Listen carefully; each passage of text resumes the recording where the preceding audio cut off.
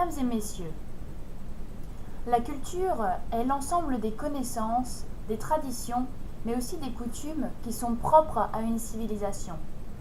La culture se transmet socialement de génération en génération et elle conditionne en grande partie les individus. Donc la culture est importante, mais quelle culture exactement ? Je pense que, comme son nom l'indique, la culture générale se doit être, vous l'aurez deviné, générale. Je pense qu'une personne se doit de faire des recherches sur la culture du pays dans lequel elle vit, quand bien même ce pays n'est pas le sien. Et surtout, si comme vous, cette personne est interprète. J'ai justement une anecdote à ce sujet. Il y a 3 ans déjà, je me trouvais dans cette même salle, assise à votre place, et je passais, avec mes camarades, un examen d'interprétation consécutive. Le sujet de la vidéo était la fête britannique appelée Bonfire Night, et son origine. Après l'examen, je me souviens de la tête dépitée de mes camarades qui n'avaient aucune idée de ce qu'était la Bonfire Night. Heureusement, je n'avais pas eu ce problème et cet événement m'a convaincu que la culture générale est un réel atout pour l'interprétation. Un peu plus tôt, je disais qu'il est important de s'intéresser à la culture du pays dans lequel on vit, même si ce pays n'est pas le nôtre à l'origine.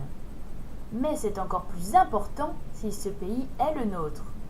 Et en parlant de cela, connaissez-vous l'origine de la Bonfire Night ?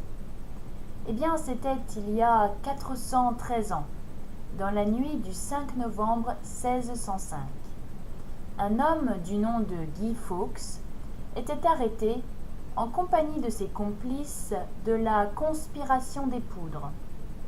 Ce complot est un attentat manqué contre le roi Jacques Ier d'Angleterre et le Parlement anglais par un groupe de catholiques anglais qui n'avaient pas supporté la persécution de leurs compères par le souverain anglican.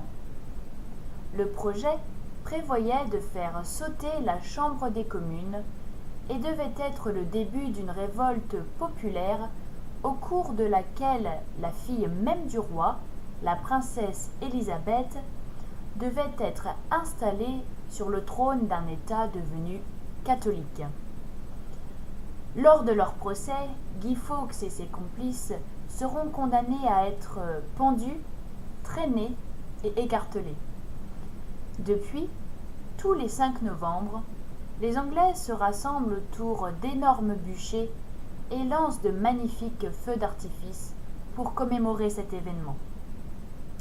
L'anecdote de la Bonfire Night est importante pour 2 raisons principales. La première est que cela montre encore une fois l'importance de la culture générale dans notre métier.